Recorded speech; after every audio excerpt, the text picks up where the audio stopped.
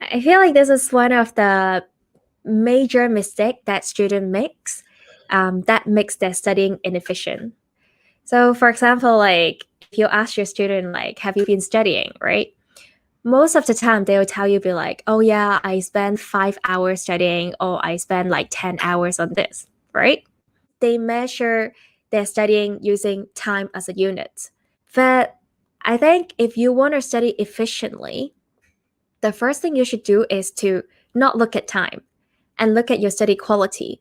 So when I ask students, like, have you been studying or what have you been learning, I expect them to give me a very precise answer.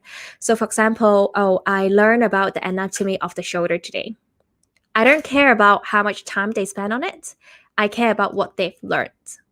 A lot of students has this belief that if they sit in front of the textbook for long enough time, the grades would improve. But it doesn't work that way. I always hear people say that, like, oh, you must be really smart. You study so little and you get such good grades. Or you must be so smart. You could do so much stuff in so little time. But that's because when I study, or when my students study, I make sure they look at what they're learning rather than the time.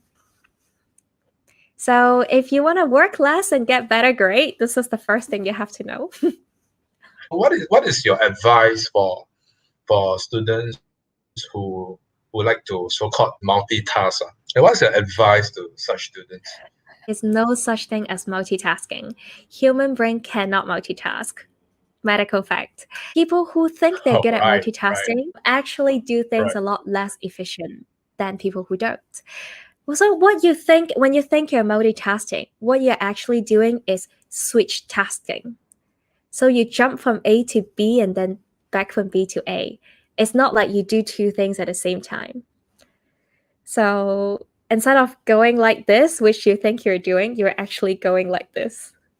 And your brain will have to work a lot harder. For students who are so used to multitasking, they find it really difficult to focus. Always start with Pomodoro techniques. Even 5 minutes of reading something intensely. Ravens, just study for 5 minutes intensely and then switch on your next task. That is better than doing two things at once. Our human brain, our maximum focus time is actually around 20 to 40 minutes.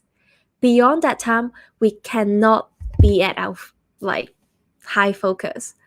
So if you want to utilize your brain in a way that works well with how your body works, Pomodoro techniques is the way to go. As an educator, for instance, how do I really assess the study quality of my students? I guess in a setting, you're probably asking after a lessons or after a revision session, how do we know whether or not the student has learned what they set out to learn, right? I actually teach a PUMA framework of studying. So P stands for preparations. I believe that before a study session, the students should already know what they are planning to study during that session. So let's say if my student were to go on to study something, I would start by asking him, what are you going to learn? And I expect a very precise answer rather than, oh, I'm going to revise, which doesn't tell much. I would give them an idea about what the expected outcome of the study session is. And then after the study session, I'll be like, instead of asking, have you been revising? How long did you spend revising?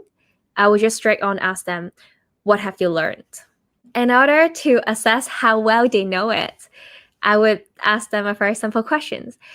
If I was a 7-year-old child, how would you explain this to me?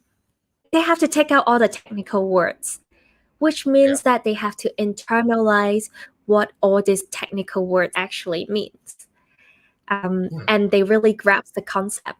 So I think when we first learn anything, the most important thing is to understand the concept. So in the PUMA framework, U actually stands for understanding. I want to check that they understand the concept before M, which is memorizing.